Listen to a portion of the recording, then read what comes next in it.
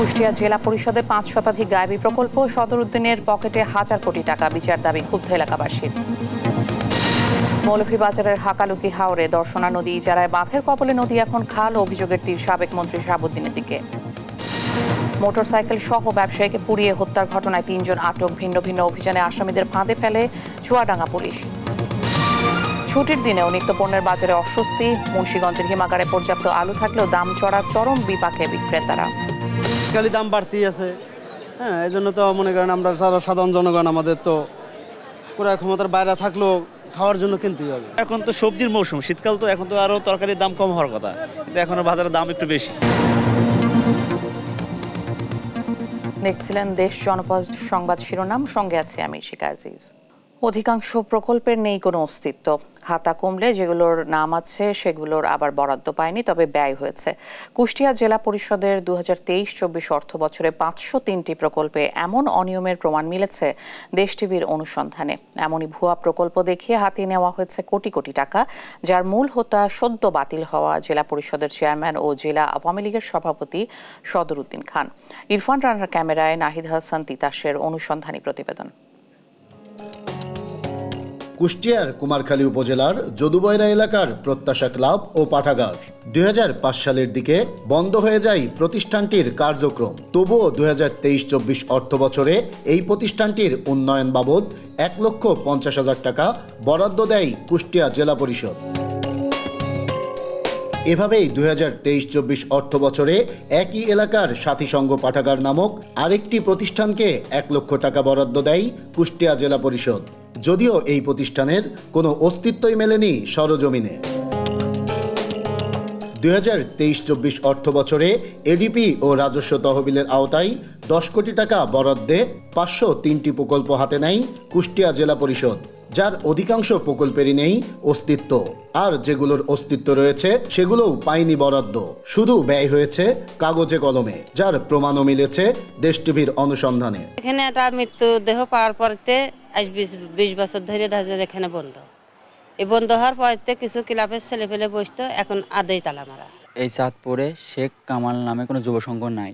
শেখ কামাল নাম ব্যবহার করে এই ক্লাবটা অনুদান অনেক লোক তুলে নিচ্ছে, ঠিক এটা হলে ভুয়া। শুধু এক অর্থ বছরেই ভুয়া প্রকল্প দেখিয়ে আত্মসাৎ করা হয়েছে জেলা পরিষদের ১০ কোটি টাকা, যার মূল হোতা সদ্য বাতিল হওয়া জেলা পরিষদের চেয়ারম্যান ও জেলা আওয়ামী লীগের সভাপতি সদর উদ্দিন খান। জানিয়ে ক্ষুব্ধ স্থানীয়রা, চাই তদন্ত সাপেক্ষে জড়িতদের বিরুদ্ধে ব্যবস্থা। বিভিন্ন জায়গায় দেশের আনাচে কানাচে বিভিন্ন পর্যায়ে সংগঠনগুলো গড়ে উঠছে, যারা এই দুর্নীতির সাথে জড়িত তাদের অবশ্যই বিচারের মুখোমুখি হওয়া উচিত। তবে এ বিষয়ে বর্তমানে জেলা পরিষদের দায়িত্বে থাকা জেলা প্রশাসক বলছেন, প্রকল্পগুলো যাচাই বাছাইয়ের কাজ শুরু করেছেন তারা। অনিয়ম পেলে নেবেন জড়িতদের বিরুদ্ধে ব্যবস্থা। জেলা পরিষদ থেকে যে প্রকল্পগুলি গত অর্থ বছরে নেওয়া হয়েছিল সেগুলি যাচাই বাছাইয়ের কাজ খুব গভীরভাবে পর্যবেক্ষণ করা হচ্ছে এবং যাচাই বাছাই করা হচ্ছে। তো এখানে যদি দেখি যে আমাদের কোনো ফেক কোনো প্রকল্প আছে অথবা এমন কোনো প্রকল্প নেওয়া হয়েছে যেটি আমাদের সমাজে কোনো কাজে আসবে না, সেই সমস্ত প্রকল্প আমরা বাদ দিব। শুধু আশ্বাস নয়, প্রকল্পের নামে জেলা পরিষদের কোটি কোটি টাকা আত্মসাৎকারীদের বিরুদ্ধে দ্রুতই ব্যবস্থা নেওয়ার দাবি সাধারণ মানুষের। নাহিদ হাসান তিতাস, দেশ টিভি, কুষ্টিয়া। উচ্চ আদালতের নির্দেশ অমান্য করে হাকালুকি হাওরের দর্শনা নদী ইজারা দেওয়ার অভিযোগ উঠেছে সাবেক পরিবেশ ও বনমন্ত্রী শাহাবুদ্দিনের বিরুদ্ধে। ক্ষমতার অপব্যবহার করে মৎস্যজীবী সমবায় সমিতিকে ৩ বছরের জন্য ইজারা দিয়েছেন তিনি। ইজারাদাররা বাঁধ দিয়ে নদীকে খালে পরিণত করায় বড় চাষ নিয়ে বিপাকে চাষিরা। সহকর্মী সালেহ এলাহি কুটির পাঠানো তথ্য ও চিত্রে ডেস্ক রিপোর্ট। মৌলভীবাজারের বড়লেখা উপজেলার দক্ষিণ ভাগ ইউনিয়ন হাকালুকি হাওরে বহমান দর্শনা নদী ভূমি শ্রেণীর অন্তর্ভুক্ত। গেল বছর ১,২৮,০০,০০০ টাকা ব্যয়ে ৮ কিলোমিটার খনন করা হয়, শুধু বোরো চাষের কথা মাথায় রেখে। দর্শনা নদীতে ২টি স্লুইস গেট ও কৃষক সমবায় সমিতির অফিস ঘর নির্মাণ সহ প্রায় ৫ কোটি টাকার প্রকল্প চলমান। যদিও জাতীয় নদী রক্ষা কমিশনের আবেদনের প্রেক্ষিতে সর্বোচ্চ আদালতের দেয়া আদেশ অনুযায়ী প্রবাহমান কোনো নদী ইজারার বিধান নেই। সাবেক পরিবেশ ও বনমন্ত্রী মোহাম্মদ শাহাবুদ্দিনের যোগসাজশে দর্শনা নদীর প্রায় 1 একর ভূমি বদ্ধ জলমহাল দেখিয়ে 2022 সালে 3 বছরের জন্য ইজারা দেয় জেলা প্রশাসন। ইজারাদাররা মাছ ধরার জন্য নদীর পানি প্রবাহ আটকে সেচ দিয়ে শুকিয়ে ফেলে। এতে পানি না পাওয়ায় বোরো চাষ করতে পারছেন না চাষিরা। প্রতিবাদ করায় জেলও খাটতে হয়েছে অনেককে। যে সময় প্রাণীর প্রয়োজন এই সময় এই লিজ যে আনছে সেইটা পানি শীষ দিয়া মাছ ধরিয়া লিয়া যায় কি তখন পানি পাওয়া যায় না। আমরা পানি কাঞ্জি পাই না, আমরা বড় হাত করতাম পারি না, বুঝছেন স্যার। যে আমরা চাই যে লিজটা বন্ধ হইতো, আমরা পানি জেলা পাই। একটা প্রতিবাদ করতে আমরা জেল খাটিছি। আমরা এখন 2 জন মানুষ না, 7-8 জন মানুষে আমার চাচা সইতে লাগাই, আমার ভাই সইতে লাগাইয়া আমরা জেল খাটিছি। এ বিষয়ে ক্যামেরার সামনে কথা বলতে রাজি হননি অতিরিক্ত জেলা প্রশাসক। তবে ফোনে জানান নথিপত্রে দর্শনা নদী বদ্ধ জলমহাল হিসেবেই দেখানো আছে।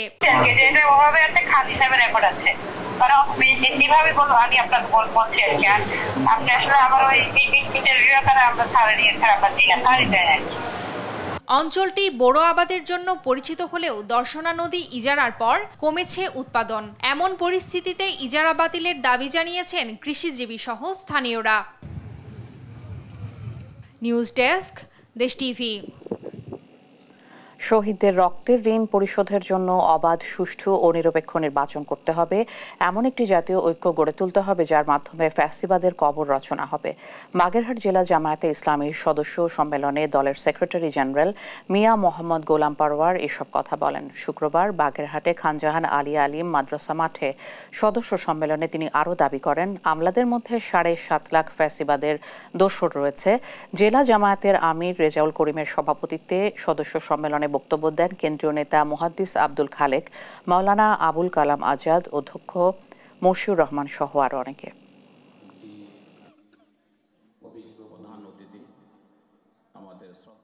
এই ফ্যাসিবাদের মাস্টারমাইন্ড শেখ হাসিনার নির্দেশে লগি বৈঠা নিয়ে ঢাকার পল্টনের চত্বরে দিনের বেলা লাঠি দিয়ে পিটিয়ে পিটিয়ে সবের মতো মানুষ হত্যা করে সে মৃতদেহের উপরে তারা মাথাচাড়ি করেছে। আগামী নির্বাচনে জনগণকে ভোট দিয়ে এই অত্যাচারী নিষ্ঠুর ফ্যাসিস্ট এবং স্যাডিস্ট যারা মানুষ খুন করে আনন্দ পায়, ক্ষতবিক্ষত দেহে দেখে আনন্দ পায়, রক্ত দেখে আনন্দ পায়, এই নিষ্ঠুর বর্বররা যাতে আর রাজনীতিতে কখনো স্থান করতে না পারে, আগামী ভোটে জনগণকে সেই সিদ্ধান্ত নিয়ে তাদেরকে প্রত্যাখ্যান করতে হবে। 2007 সালের 15 নভেম্বর উপকূলে আঘাত হানায় ঘূর্ণিঝড় সিডর, কেড়ে নেয় শত শত প্রাণ। এই দুর্যোগের 17 বছর অতিবাহিত হলেও নির্মাণ হয়নি পর্যাপ্ত সাইক্লোন সেন্টার বা শেল্টার বা টেকসই বেড়ি বাঁধ। বাগেরহাট থেকে সহকর্মী এস চৌহানের রিপোর্ট, জানাচ্ছেন টুম্পা আফরোজ। আজ 15 নভেম্বর, ভয়াল সিডর দিবস। 17 বছর আগে এই দিনে ভয়াবহ এক ঘূর্ণিঝড় তছনছ করে দেয় বাগেরহাটের জনজীবন। স্বজন হারানোর বেদনা আর আর্থিক ক্ষতি ভুলে স্থানীয়দের একমাত্র দাবি ছিল টেকসই বেড়িবাঁধ। 2016 সালে 242 কোটি টাকা ব্যয়ে মোরেলগঞ্জ থেকে শরণখোলা পর্যন্ত 63 কিলোমিটার বাঁধ নির্মাণ কাজ শুরু হয়। 2023 সালের ডিসেম্বরে শেষ হয় কাজ। তবে বছর না ঘুরতেই বাঁধটিতে শুরু হয় ভাঙন। এলাকাবাসীর অভিযোগ, নির্মাণ কাজে মাটির বদলে দেয়া হয়েছে বালু। কান্দন দেখিয়া একটা এই বেড়িবাঁধ দিচ্ছে, কিন্তু বেড়িবাঁধের কারণ কি আমরা তো নদী শাসন চাই, কিন্তু নদী শাসন না দিলে তো আমরা টিকতে পারবো না। আমরা এই ভেরিবেটটার জন্য অনেক অনুরোধ করার পরে আমাকে একটা ভেরিবেট দিয়েছে, কিন্তু হ্যাঁ যে কোনো মুহূর্তে যে কোনো একটা সিডার আইলে বেরিবেট এই দেখেন ভেঙ্গে ছিঁড়ে গেছে, কিন্তু বেরিবেটটা যদি শক্ত না হয় আমাকে থাকার কোনো নিরাপত্তা এ জায়গায় নাই। বেরিবেটে কোনো কাজ হইতেছে না, আজকে কত বছর হয়েছে নদী শাসন দেয় না, এই জন্য বেরিবেটে কোনো কাজ হয় না। ওই ঘর বাদ দিয়েছি যাইতে আছে, আবার নতুন ভাবে রাখি আবার বাদি, আমাকে বেরিবেটটা শক্ত হইলে আমরা থাকতে পারি। নদী শাসন না করে বাঁধ নির্মাণ করায় বাঁধে ধস দেখা দিচ্ছে বলে ধারণা অনেকের। যদিও নদী শাসনের জন্য এরই মধ্যে একটি প্রকল্প মন্ত্রণালয়ে পাঠানো হয়েছে জানিয়ে অনুমোদন পেলেই কাজ শুরুর আশ্বাস বাগেরহাট পানি উন্নয়ন বোর্ডের শীর্ষ কর্মকর্তার। 63 কিলোমিটারের মধ্যে 12 কিলোমিটার আমরা কংক্রিট দিয়ে তৈরি করি সিসি ব্লক দ্বারা টেকসই হিসাবে, কিন্তু নদী শাসনের অভাবে ওই 7 কিলোমিটার অংশটি খুব ঝুঁকিপূর্ণ অবস্থায় আছে। আমরা ওখানে নদী শাসনের জন্য প্রস্তাবনা পাঠিয়েছি আমাদের ঊর্ধ্বতন কর্তৃপক্ষের কাছে। অনুমোদন পেলে আমরা ওখানে যথাযথ ব্যবস্থা নিতে পারব। বাঁধ ভাঙন নিয়ে আতঙ্কিত এলাকাবাসীর একটাই দাবি, ঘূর্ণিঝড়ের মতো প্রাকৃতিক দুর্যোগ থেকে বাঁচতে দ্রুত বাস্তবায়ন করা হোক টেকসই বাঁধ। নিউজ ডেস্ক, দেশ টিভি। বগুড়ায় আলোচিত ঘটনা, মাকে হত্যায় ছেলে জড়িত, এই তদন্ত প্রতিবেদন নিয়ে সন্দেহ তৈরি হলে আবারও পুনরায় তদন্ত শুরু হয়। এ বিষয়ে জানাতে বগুড়া থেকে এই মুহূর্তে যুক্ত হচ্ছেন সহকর্মী সঞ্জু রায়। সঞ্জু, কি জানতে পারলেন এই হত্যাকাণ্ডের পেছনের প্রকৃত ঘটনাটি কি? ইশিকা, সারা দেশের অন্যতম একটা আলোচিত ঘটনা ছিল বগুড়া দুপচাচিয়ার জয়পুরপাড়া এলাকায় নিজের মাকে হত্যা করে ফ্রিজের ভিতরে পুরে রাখার যে নির্মম হৃদয় বিদারক চিত্র, যেটি কিন্তু র্যাব ব্রিফ করেছিল যে নিজের মাকে হত্যা করেছিল তারই ছোট ছেলে সাদ, এবং সেই সাদকে কিন্তু র্যাব গ্রেপ্তারের পরে একটা আনুষ্ঠানিকভাবে প্রেস ব্রিফিং করলে আমরা কিন্তু জানতে পারি এই ঘটনা। আসলে পুলিশ যখন এই সাদকে রিমান্ডে আনে, 3 দিনের রিমান্ডে আনার একদিনের মাথাতেই কিন্তু ঘটনার মোড় সম্পূর্ণ বদলে গিয়েছে। ইতিমধ্যেই যেটি আমরা স্থানীয় সূত্র, নিহতের পরিবার এবং পুলিশের একাধিক সূত্র থেকে আমরা যেটি জানতে পেরেছি যে মাকে হত্যার পিছনে কোনো হাতি ছিল না গ্রেপ্তার হওয়া সাদের। এই ঘটনাটি ছিল সম্পূর্ণ অন্য খাতের। নিহত যে উম্মে সালমা, তাকে হত্যা করেছিল তারই বাড়ির ভাড়াটিয়া মাবিয়া এবং তার সহযোগী 2 জন মুসলিম এবং সুমন। এই ঘটনা কিন্তু এখন ভিন্ন খাতে প্রবাহিত হয়েছে। র্যাব যে প্রেস ব্রিফিং করেছিল আর পুলিশ ঘটনার তদন্ত করে যেটি উন্মোচন করেছে, এই দুটির মধ্যে কিন্তু কোনো মিলই নেই। ঘটনার এই মোড় পরিবর্তনের মধ্য দিয়ে ইতিমধ্যেই কিন্তু সকাল থেকে আমরা পুলিশের সাথে আছি, আবৈজ্ঞানিক দলের সাথে থেকে এখন পর্যন্ত যেটি দেখেছি, ভিকটিমের যে ব্যবহৃত 2টি মোবাইল ফোন তা কিন্তু দুপচাচিয়া থানা পুলিশ উদ্ধার করেছে।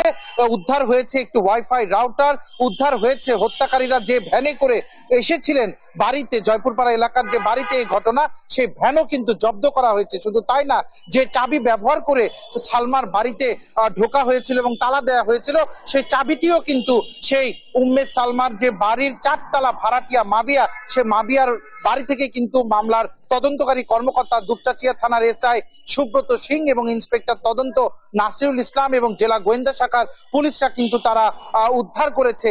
কিন্তু এখন পর্যন্ত জেলা পুলিশের পক্ষে কিন্তু আনুষ্ঠানিক কোনো প্রেস ব্রিফিং হয়নি। আমরা এখন দাঁড়িয়ে আছি বগুড়ার চিফ জুডিশিয়াল ম্যাজিস্ট্রেট কোর্টে। আজকে ছুটির দিন হওয়ায় তারা আসামি 3 জনকে, মাবিয়া, মুসলিম এবং সুমন, এই 3 জনকে কিন্তু আজকে এখানে সিনিয়র জুডিশিয়াল ম্যাজিস্ট্রেট আদালত 4-এ তারা নিয়ে আসবে 164 ধারা জবানবন্দি গ্রহণের জন্য। এবং সেই জবানবন্দি গ্রহণের পর আসলে জেলা পুলিশ সুপার আনুষ্ঠানিকভাবে ব্রিফ করার কথা রয়েছে।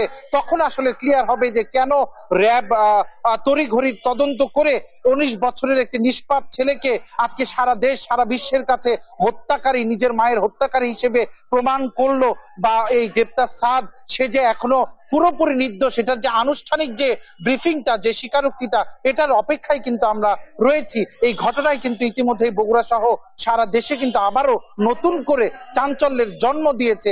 পুলিশের একাধিক সূত্র যেটি আমাদেরকে জানিয়েছে, এই মাবিয়া উম্মে সালমার যে বাড়ি, 4 তলার বাড়ি ভাড়া নিয়ে তিনি কিন্তু নানা অনৈতিক কাজে মেতে উঠেছিলেন, যেটি নিয়ে তাদের মধ্যে বাক বিতর্দণ্ডা হয়। তাকে বাড়ি ছেড়ে চলে যেতে বললে তার জেদ ধরে কিন্তু তার সহযোগী মুসলিম এবং সুমনকে সাথে নিয়ে কিন্তু তারা পরিকল্পিতভাবে তারা হত্যাকাণ্ড করে উম্মে সালমাকে, এবং সালমার স্বামী আজিজুর রহমান একদম কান্নারত অবস্থায় যেটি জানায়, তিনি যেটি এখন পর্যন্ত জেনেছে যে সালমাকে প্রথমে মুখে স্প্রে করা হয়েছিল, তাকে অজ্ঞান করে তার হাত পা বেঁধে তাকে অর্ধমৃত অবস্থাতেই, যখনও তার প্রাণ যায়নি এইরকম অবস্থাতেই তাকে ডিপ ফ্রিজে পড়ে দিয়েছিল।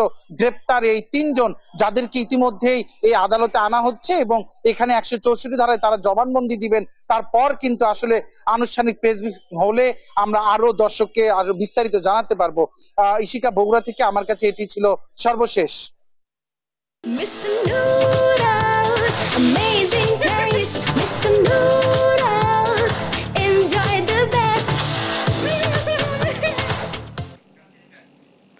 মুন্সিগঞ্জের হিমাগারে পর্যাপ্ত আলু থাকলেও দাম চড়া। পাইকারি বিক্রি হচ্ছে 58 টাকায়, যা খুচরা বাজারে ভোক্তাদের কিনতে হচ্ছে 70-75 টাকায়। দ্রব্যমূল্যের এমন ঊর্ধ্বগতিতে চরম বিপাকে ক্রেতারা। দাম নিয়ন্ত্রণে জেলার সর্বোচ্চ প্রশাসনের হস্তক্ষেপের বিকল্প দেখছেন না ভোক্তারা। সহকর্মী সুমিত সরকার সুমনের তথ্য ও চিত্রে সালমা জাহানের ডেস্ক রিপোর্ট। অস্থির দেশের আলুর বাজার। এবার মৌসুমের শুরু থেকে নিয়ন্ত্রণের বাইরে আলুর বাজার। গেল বছরের তুলনায় আলু কেজিতে 30 টাকা বেশি বেড়ে 70 টাকায় কিনতে হচ্ছে ভোক্তাদের। আলু তো মনে করেন এই বিছুন খাওয়ার আলুটা বর্তমানে বিছুন আলুর মধ্যে অনেক যাইবগা, বিছুনের শর্ট আছে, এই কারণে মনে করেন আলুর দাম বাড়তি। হিমলে আলু নাই, যে আলু আছে আলু মোটামুটি আর বেশি দিন যাইব না, আর নতুন আলু এখন নামে নাই, সেই জন্য আলুর দাম বেশি। দামে না ওই যে গৃহস্থের মাল কিছু ক্ষতিপূরণ পচ্ছা মচ্ছা আমদানিটা কম, এই জন্য আর কি একটু বাড়ছে আর কি বাজার। আলু এটা লিমিটে আসলে সবার জন্য এটা এরকম কি ভালো হয়। হ্যাঁ, যেরকম ৫-৫০ টাকা 50 টাকা এর মধ্যে থাকলে বেশি ভালো হয়। 70 টাকা হইলে 1 কেজি আলু কিনবো, আরো কিছু কিনলে তো আর 8 টাকা পয়সা থাকে না। পাইকারদের দাবি, গেল সপ্তাহে হিমাগার থেকে 60 টাকা দরে আলু বিক্রি হলেও চলতি সপ্তাহে 2 থেকে 3 টাকা কমেছে। এখন বিক্রি হইতেছে মনে করেন এখানে কোলেস্ট্রল 57 টাকা কেজি, 57 56.5। আর কম যদি ইন্ডিয়ান আলুটা সার্সে আসে তখন আর কি কমার সম্ভাবনা আছে। 55 বিক্রি করে 57, 60। আলু তো নতুন আলু আসবে আরো 60 থেকে 65 দিন পর। এই 60 থেকে 65 দিন পর্যন্ত সামান্য আর কিছু বাড়বে, সেটা এখন বর্তমানে 55-56 টাকা কেজি, হয়তো এটা 60 টাকাও যাইতে পারে। তবে আলুর রেকর্ড দামের জন্য প্রাকৃতিক দুর্যোগের অজুহাত দিয়েছেন এই কর্মকর্তা। এই ঘূর্ণিঝড় মেঘজুমের কারণে আপনার আলু 2 বার রোপণ করতে হয়েছে। এজন্য দেখা যায় যে কৃষকদের উৎপাদন খরচটা অন্যান্য সময়ের চেয়ে এইবার একটু বেশি। কৃষি বিভাগের তথ্য মতে মুন্সিগঞ্জে গেল মৌসুমে 10 লাখ মেট্রিক টনের বেশি আলু উৎপাদন হয়েছিল। জেলার 54 হিমাগারে এখনো মজুদ আছে 1,51,000 মেট্রিক টন। এর মধ্যে 71,000 মেট্রিক টন খাবার আলু রয়েছে। মুন্সিগঞ্জে বর্তমানে যে খাবার আলুর মজুদ বিগত বছরে এই সময়ে খাবারের মজুদের সাথে প্রায় এক। সেক্ষেত্রে আমাদের মনে হয় না আমাদের এখানে আলুর কোনো ঘাটতি আছে। আলু আমাদের বাজারে উঠে যায়, তাহলে আমরা আশা করছি যে আলুর দামটা সহনীয় পর্যায়ে আসবে। নতুন আলু এলেই দাম কমতে পারে বলে মনে করেন সংশ্লিষ্টরা। নিউজ ডেস্ক, দেশ টিভি। চিকিৎসা ও অনুদানের টাকা আত্মসাৎকারীদের বিরুদ্ধে ব্যবস্থা নিতে 7 দফা দাবি আদায়ের লক্ষ্যে মানববন্ধন ও সমাবেশ করেছেন রানা প্লাজা দুর্ঘটনায় ক্ষতিগ্রস্ত শ্রমিকরা। শুক্রবার সাভার প্রেস ক্লাবের সামনে এই সমাবেশ করেন তারা। সমাবেশে বক্তব্য রাখেন শ্রমিক নেতা শাহ আলম ও রানা প্লাজার শ্রমিক নীলুফা আক্তার। এছাড়া রানা প্লাজা দুর্ঘটনায় ক্ষতিগ্রস্ত শ্রমিকদের দাবি আদায়ে গঠিত 17 সদস্য বিশিষ্ট কমিটির সদস্য সচিব শহীদুল ইসলাম সহ ভুক্তভোগী শ্রমিকরা তাদের দাবির সাথে সংহতি প্রকাশ করেছে বৈষম্য বিরোধী ছাত্র আন্দোলন, জাতীয় নাগরিক কমিটি ও জুলাই বিপ্লবের ছাত্র জনতা।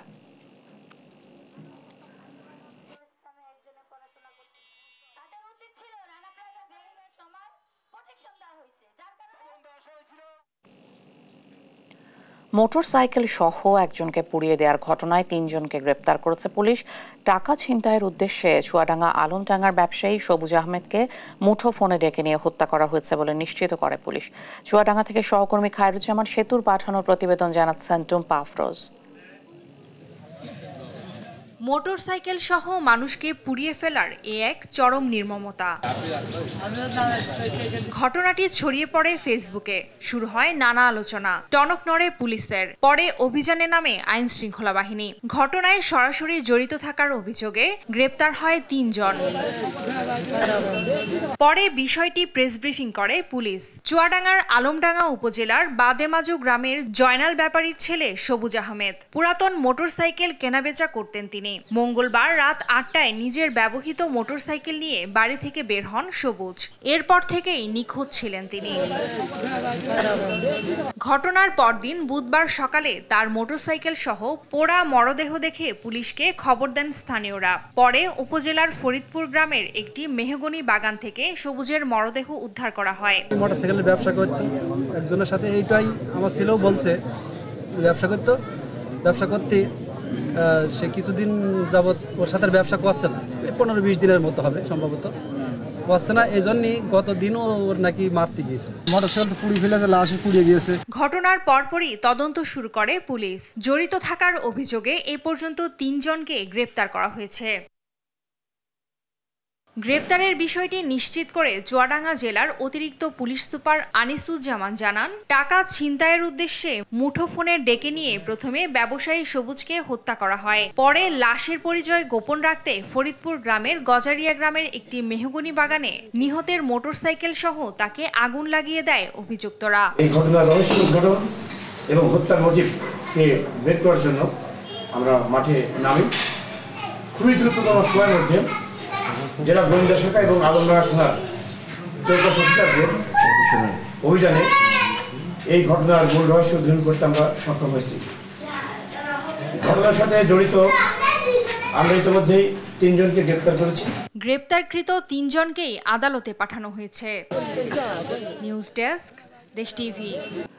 আধিপত্য বিস্তারকে কেন্দ্র করে চট্টগ্রামের রাউজানে দুই পক্ষের সংঘর্ষের ঘটনায় অন্তত 7 জন গুলিবিদ্ধ হয়েছেন। বৃহস্পতিবার রাতে উপজেলার নোয়াপাড়া ইউনিয়নের নিরামিপাড়া গ্রামে এই ঘটনা ঘটে। গুলিবিদ্ধদের চট্টগ্রাম মেডিকেল কলেজ হাসপাতালে ভর্তি করা হয়েছে। পুলিশ জানায়, একদল মুখোশধারী ব্যক্তি ইউনিয়ন পরিষদের সাবেক চেয়ারম্যান খায়েজ আহমদের ছেলে কামাল উদ্দিনকে আক্রমণ করে। এতে সংঘর্ষের সূত্রপাত ঘটে এবং উভয় পক্ষ সংঘর্ষে জড়িয়ে পড়ে।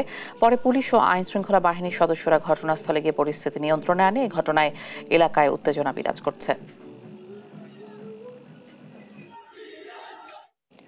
আধিপত্য বিস্তার নিয়ে চাঁপাইনবাবগঞ্জে গ্রুপে সংঘর্ষ এখন নিয়মিত ঘটনা। গত 1 মাসে ককটেল হামলা, লুটপাট ও ভাঙচুরের অসংখ্য ঘটনা ঘটেছে। এতে চরম নিরাপত্তাহীনতায় স্থানীয়রা। অনেকে বাড়ি ছেড়ে আশ্রয় নিয়েছেন অন্যত্র। তাদের দাবি, হামলাকারীরা দলবদ্ধ হয়ে টার্গেট করে লুটপাট চালাচ্ছে। এদিকে বিশৃঙ্খলা সত্ত্বেও তা নিয়ন্ত্রণে আইন শৃঙ্খলা বাহিনীর তৎপরতা চোখে পড়েনি। পুলিশ বলছে, পরিস্থিতি নিয়ন্ত্রণে অতিরিক্ত পুলিশ মোতায়েন করা হয়েছে। চাঁপাইনবাবগঞ্জ থেকে সহকর্মী তারেক রহমানের রিপোর্ট, জানাচ্ছেন টুম্পা আফরোজ। চাঁপাইনবাবগঞ্জ সদর উপজেলার সুন্দরপুর ইউনিয়ন। এখানে হরহামেশাই ককটেল হামলার ঘটনা ঘটে। বিরোধের জের কিংবা প্রতিপক্ষ দমনে ককটেল অন্যতম হাতিয়ার। 5 আগস্ট পট পরিবর্তনের পর থেকে আধিপত্য বিস্তার নিয়ে উত্তেজনা চলছিল। মাসখানেক আগে থেকে এলাকায় আধিপত্য বিস্তার নিয়ে দফায় দফায় সংঘর্ষ চলছে। লুটপাট চালানো হয়েছে কয়েকটি ব্যবসা প্রতিষ্ঠানেও। এক পক্ষের নেতৃত্বে ইউনিয়ন আওয়ামী লীগের সদস্য আলম আলী আর অন্য পক্ষের নেতৃত্বে রয়েছে ইউনিয়ন যুবদলের সদস্য মোহাম্মদ ফারুক। পুলিশ ও স্থানীয়রা বলছেন, শুরুতে এটি এলাকার আধিপত্যের দ্বন্দ্ব থাকলেও পরে রাজনৈতিক ইন্ধন পায় দুই গ্রুপই। রাজনৈতিক প্রশ্রয়ে এ দ্বন্দ্ব নেয় ভয়াবহ রূপ। শুধু এ ঘটনাই নয়, ছোট বড় দ্বন্দ্ব থেকে ককটেল বিস্ফোরণ, ভাঙচুর ও লুটপাটের ঘটনা ঘটছে প্রতিনিয়তই। পুলিশের নিষ্ক্রিয়তার সুযোগে আরও বেপরোয়া হয়ে উঠছে সন্ত্রাসীরা। খুব নিরাপত্তাহীনতায় ভুগছি। আমাদের বাসা বাড়িতে তারা হামলা চালিয়েছে, ককটেল বিস্ফোরণ করেছে, বম মারা সব দরজা মরজা ছুটাইছে অল্প অল্প। আর এটা তো পুরাই লুটপাট করে চলে গেছে সব। আমার শ্বশুর একজন বীর মুক্তিযোদ্ধা, তারপরও ওনার বাড়িতে হামলা চালিয়েছে। হামলার শঙ্কায় দিন পার করছেন সুন্দরপুরের সাধারণ মানুষ। একটা ছাদের পাশের দিকে মেরেছে, ওইটা ফুটেছে, আর যেটা ছাদের উপরে ওইটা ফুটে লিখে এটা ছাদের উপর ছিল। আমাদেরকে যে কোনো সময় হুমকি ধামকি দেয়। দেখা গেল যে আমাদের বাড়ি এসে অনেক সময় রাতের অন্ধকারে বোমাবাজি করে। বাড়িতে ভাঙ্গিয়া চুরিয়া সব দরজা কাপাট পিটিয়া পাইটা ঢুকে যাচ্ছিল। সবারই আপনার ব্যাগ আছে, বমের ব্যাগ। আমরা নিরাপত্তা চাই। পুলিশ বলছে, হামলার ঘটনায় থানায় 2টি মামলা হয়েছে। আসামিদের ধরতে অভিযান চলছে। পরিস্থিতি নিয়ন্ত্রণে অতিরিক্ত পুলিশ মোতায়েন করা হয়েছে। নিরাপত্তাহীনতা ভোগার কোনো কারণ নাই, কারণ আমার মনে হয় না আমরা পুলিশ সুপারের নির্দেশনা সেখানে পুলিশের তৎপরতা বৃদ্ধি করা হয়েছে এবং সেখানে মোবাইল টিম সার্বক্ষণিক কাজ করছে। অশান্ত সুন্দরপুরে দ্রুতই শান্তি ফেরাতে প্রশাসন উদ্যোগ নেবে, এমনটাই প্রত্যাশা স্থানীয়দের। নিউজ ডেস্ক, দেশ টিভি। এ পর্যায়ে দেশ জনপদ সংবাদ শিরোনাম জানিয়ে দিচ্ছি আরেকবার।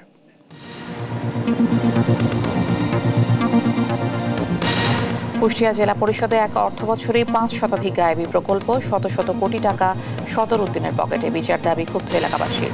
মৌলভীবাজারের হাকালুকি হাওরে দর্শনা নদী ইজারায় বাঁধের কবলে নদী এখন খাল। অভিযোগের তীর সাবেক মন্ত্রী শাহাবুদ্দিনের দিকে। মোটরসাইকেল সহ ব্যবসায়ীকে পুড়িয়ে হত্যার ঘটনায় 3 জন আটক। ভিন্ন ভিন্ন অভিযানে আসামিদের ফাঁদে ফেলে চুয়াডাঙ্গা পুলিশ। ছুটির দিনেও নিত্যপণ্যের বাজারে অস্বস্তি। মুন্সিগঞ্জের হিমাগারে পর্যাপ্ত আলু থাকলেও দাম চড়া, চরম বিপাকে ক্রেতারা। দাম বাড়তি আছে, হ্যাঁ এই জন্য তো মনে করেন আমরা যারা সাধারণ জনগণ আমাদের তো ক্রয় ক্ষমতার বাইরে থাকলেও খাওয়ার জন্য কিনতেই হবে। এখন তো সবজির মৌসুম, শীতকাল তো, এখন তো আরও তরকারির দাম কম হওয়ার কথা, কিন্তু এখনো বাজারের দাম একটু বেশি। এই ছিল এখনকার দেশ জনপদ সংবাদ। পরের বুলেটিন দেখার আমন্ত্রণ রইল। এছাড়া দেশ টিভির সর্বশেষ সব খবর পেতে ভিজিট করুন www.desh.tv। ফেসবুকে আমাদের সঙ্গে যুক্ত থাকুন দেশ টিভি অথবা দেশ টেলিভিশন পেজে। সর্বশেষ সব ভিডিও পেতে ইউটিউবে আমাদের হ্যান্ডেল @দেশ টেলিভিশন অথবা @দেশ টিভি নিউজ লিখে সার্চ করুন। ধন্যবাদ।